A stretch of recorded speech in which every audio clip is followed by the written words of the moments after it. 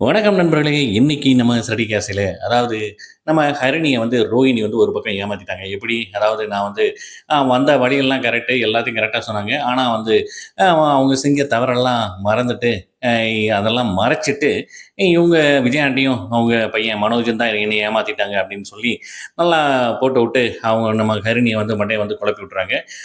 அவங்க சொன்ன விஷயத்துல முக்காவாசி உண்மைதானாலும், சில விஷயங்கள் பொய் தானே அப்படிங்கிற மாரி ஆக்கிறாங்க. அதுவும் போக இந்த மாரி எனக்கு இன்னும் டைவர்ஸ் கிடைக்கல அப்படிங்கிறதையும் சொல்லிர்றாங்க. இதை எல்லாத்தையும் நம்ம ஹரிணி குடும்பம் விஜயாண்டி, அவங்க மனோஜ் முன்னால சொல்லி, நம்ம அண்ணாமலை சார் முன்னால சொன்னோனே, அண்ணாமலை சாருக்கு ஷாக்கு. என்ன கடைசியில அந்த குடும்பமே இவங்கள சொல்லிட்டாங்க, "நீங்க ஒரு பொய்யான குடும்பம். சாரி உங்க இது நிச்சயதார்த்தம் செல்லாது.